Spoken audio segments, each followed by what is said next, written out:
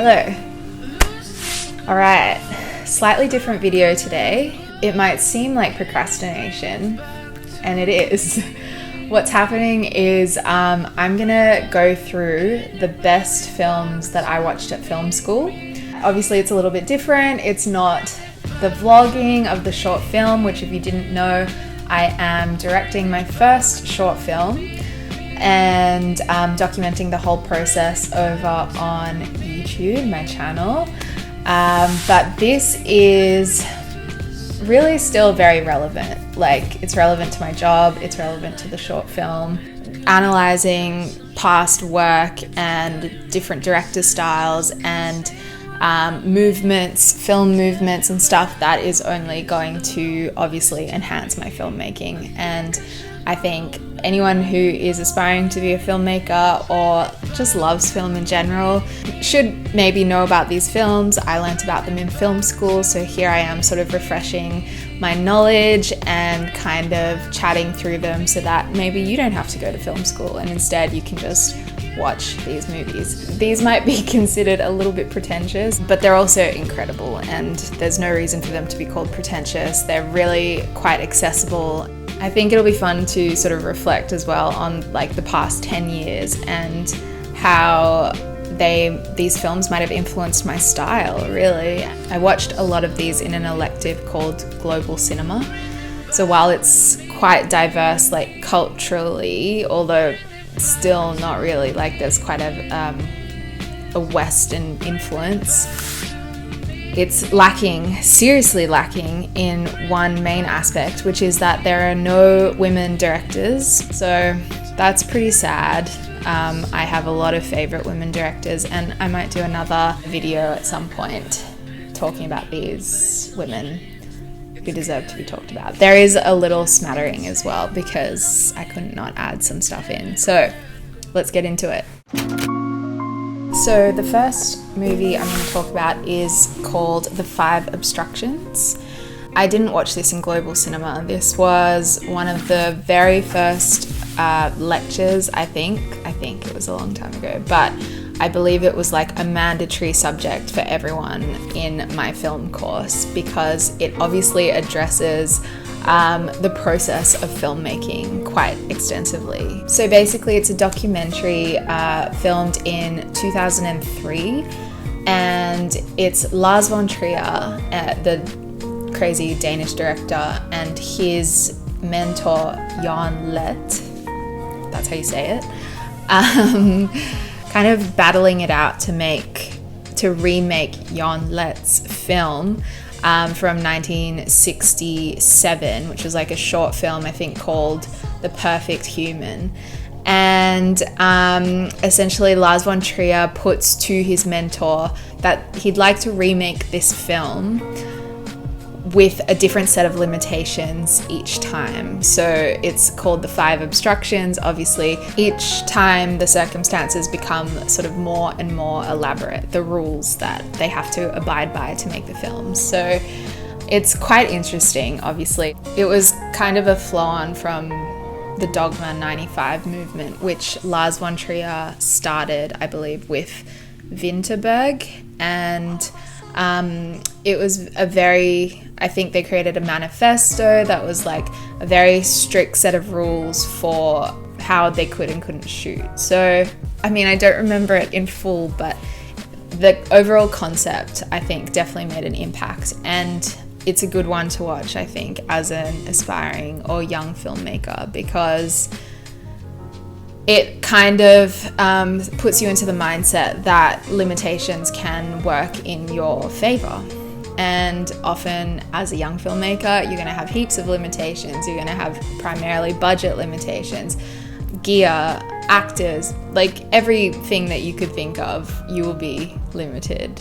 So that was kind of the main takeaway from this film, is that too much choice can sometimes be, paralysis, and that heaps of creativity can come from defining a really limited set of rules and acting on those creatively. And yeah, too much of everything can sometimes create a really boring blah film like we've seen with, you know, all the Hollywood blockbusters, with all the Marvel movies and everything. So I think it's a really good one to watch.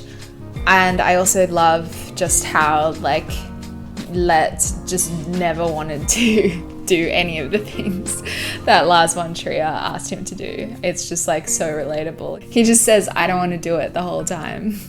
It's perfect. Gør jeg absolut ikke. Jeg er jo ikke pervers. Det nægter jeg sgu at gøre, altså. Okay, film number 2 is called Bicycle Thieves by Vittorio De Sica.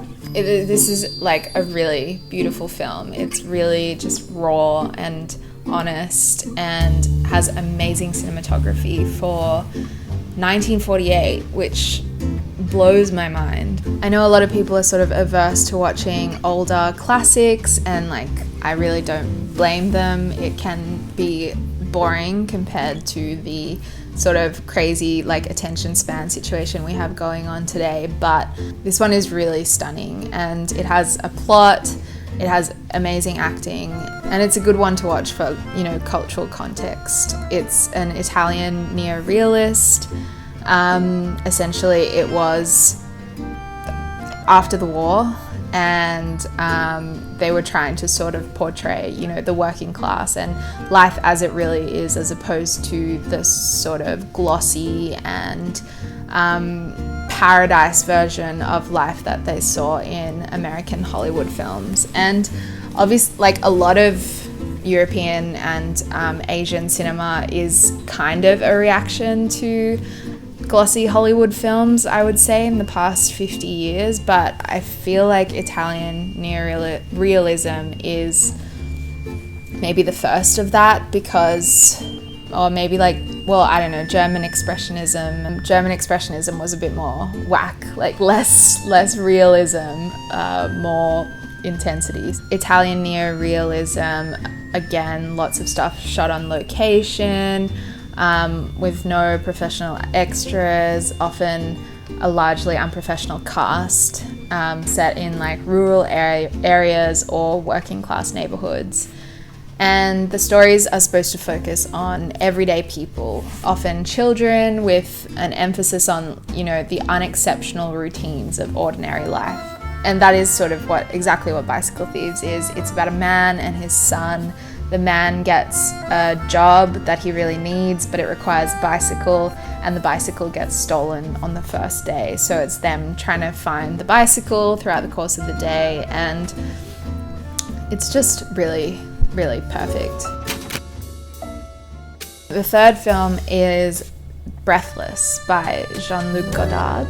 I loved this movie when I watched it at film school. I just thought it was so cool, like French New Wave was awesome. Everything the French do is just cool. I believe like a film critic wrote a manifesto or an essay or something.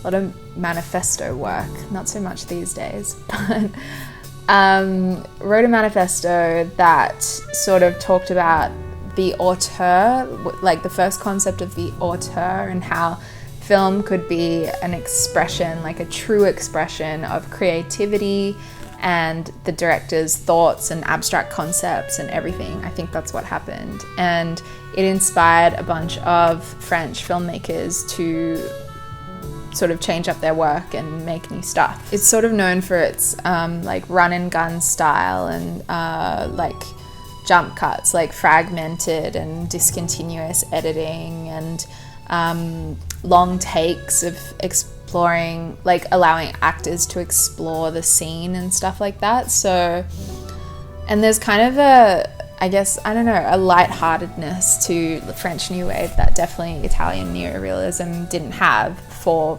obvious reasons. But there's a lightheartedness despite the fact that they're exploring very sort of existential concepts and stuff. So it's a pretty good time. And Breathless is just one of the very many examples. And here is where I think we can bring in some feminine energy, but Agnes Varda was sort of the queen or the mother of French New Wave, and she's amazing. You definitely have to check out her movies if you haven't. her early ones like Cleo from 5 to 7 and Vagabond and The Gleaners and I, all amazing, but I really like her later work in life when I think she was like 75, 80, and she was directing these really autobiographical but just like wistful documentaries that just are so rich in life and joy and sadness, and it's just like a joy, like a pleasure to watch. So Beaches of Agnes and Faces Places, check those two out for sure. Moi j'ai 33 ans. Et toi je dirais plutôt que tu as 88 printemps. Le truc rigolo, c'est qu'on va faire un film ensemble. Bah ouais, c'est ça le point de départ. Fourth film is Chungking Express, and this also made a really big impact. I guess any auteur has sort of thematic and stylistic traits that you can see throughout all their films. That is an obvious point that I'm only realizing right now. But Wong Kar-Wai's are very strong, I think, in both those areas. Thematically, I suppose he has like a preoccupation with like intimacy and memory and the passing of time and how sort of fleeting it is, and like unrequited love, and I guess like the beauty and also heartbreak of everyday life. It's very romantic. It sounds like poetry. And it is. It's moving poetry. Stylistically as well, it's just so beautiful. And obviously I think having a really good collaborator, Christopher Doyle, he worked with very frequently. So, you know, a DP that shares the same sensibilities is obviously amazing and knows what they're doing. But just the like rich colors, filmy colors, and the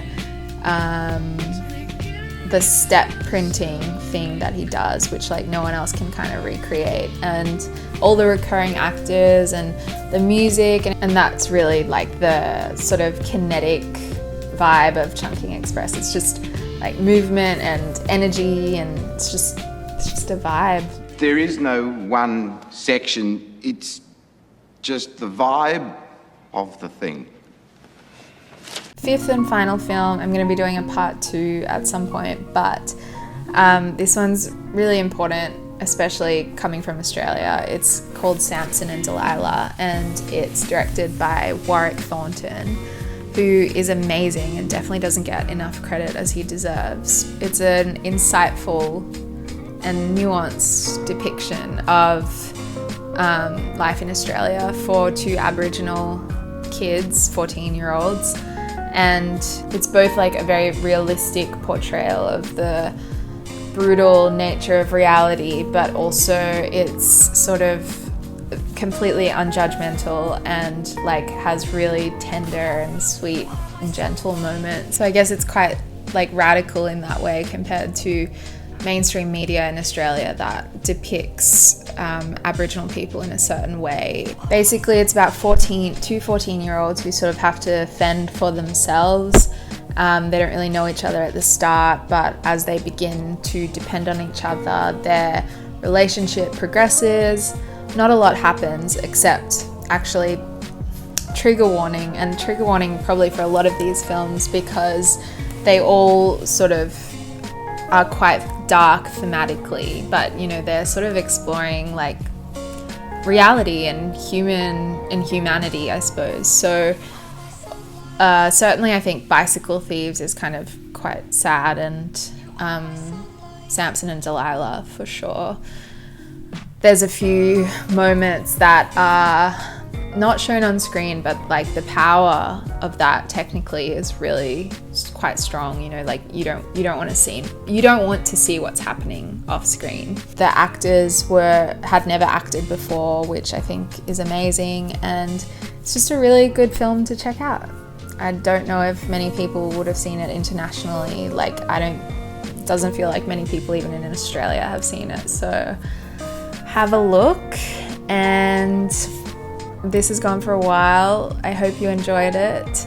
I certainly enjoyed it. I think it was really, really great to refresh my knowledge of film theory, or, you know, a very specific niche.